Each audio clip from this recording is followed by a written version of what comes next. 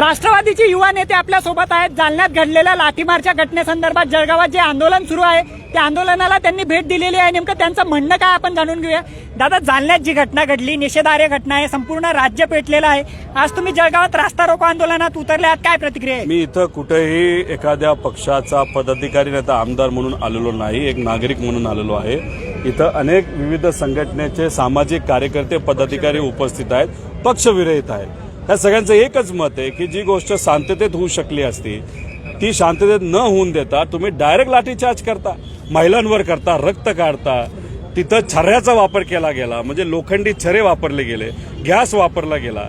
मग तुम्हाला आवाज दाबायचा होता तर शांततेत चर्चा करून कुठे ते मार्ग निघत असताना तुम्हाला मुद्दामून लाठीचार्ज करायचा होता का? आणि हे जे सत्तेत असणारे लोक म्हणतायत ना की आधी दगडफेक झाली, अजिबात दगडफेक झाली नाही। तुम्ही एसीत बसून राजकीय स्टेटमेंट देऊ शकता, काय झालं हे समजण्यासाठी तिथं जाणं पण महत्वाचं आहे। आम्ही सर्वजण सामाजिक कार्यकर्ते तिथे जाऊन लोकांची चर्चा केलेली आहे। तिथं पहिला लाठीचार्ज झाला, लोकांना मारलं गेलं। जेव्हा एखाद्याच्या आईला मारलं जातं, डोकं तिचं फुटतं, त्या मुलगा शांत बसत नसतो, तर काही मुलांनी दगडफेक केला असेल, पण पहिला लाठीचार्ज झाला। त्यामुळे उगाच राजकीय स्टेटमेंट देऊन दिशाभूल करू नये। तर जे लोक जबाबदार आहेत, म्हणजे जे होम मिनिस्टर जबाबदार आहेत, त्यांनी खुर्ची सोडली पाहिजे असं आमच्या सगळ्यांची नागरिकांची मागणी आहे। दादा, काँग्रेसने देखील गृहमंत्र्यांच्या राजीनाम्याची मागणी केलेली आहे। तुम्ही राष्ट्रवादीचे नेते आहात, सर्वसामान्य नागरिक म्हणून तुम्ही मागणी केली की गृहमंत्र्यांनी राजीनामा दिला पाहिजे। राष्ट्रवादीची भूमिका काय? भूमिका पदाधिकारी घेत असतात, लवकरच आदरणीय पवारसाहेब तिथं पोहोचत आहेत, ते भूमिका घेतील। काल सुद्धा पवारसाहेबांची भूमिका या सरकारच्या विरोधात होती, तसंच आमचे नेते घेतील। पण आज इथं मला कुठलंही पद नसताना एक कार्यकर्ता म्हणून, नागरिक म्हणून मी इथं भूमिका स्पष्ट केलेली आहे की होम मिनिस्टर साहेबांनी राजीनामा हा दिलाच पाहिजे। आपल्यासोबत काही मराठा समाजाचे नेते देखील आहेत, त्यांची या आंदोलनासंदर्भात काय भूमिका आहे आपण ते जाणून घेऊया। भाऊ, काय सांगाल जालन्यातील घटनेसंदर्भात, काय मत आहे तुमचं? निश्चितच या सर्व घटनेचा आम्ही या ठिकाणी निषेध व्यक्त करतो। जसं आत्ताच दादांनी सांगितल्याप्रमाणे त्या ठिकाणी सरकारमधल्या, शासनामधल्या मंत्र्यांनी त्या ठिकाणी जायला पाहिजे होते आणि त्यानंतरच त्या ठिकाणचे स्टेटमेंट केले पाहिजे होते।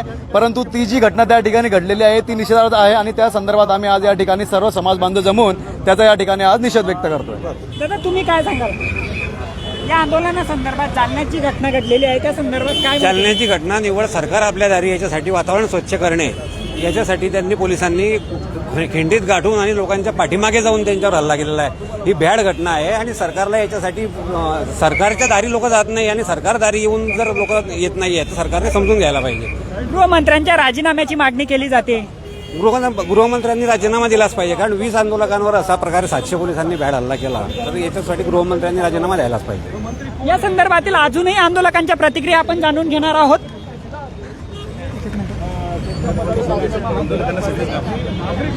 लोकसंघर्ष नेत्याच्या प्रतिभाताई आपल्यासोबत आहेत। ताई, नेमकं जालन्यातल्या घटनेसंदर्भात काय म्हणाल? सुप्रीम कोर्टामध्ये केस हारल्यानंतर मराठा समाजाला आरक्षण देणं ही नैतिक जबाबदारी होती।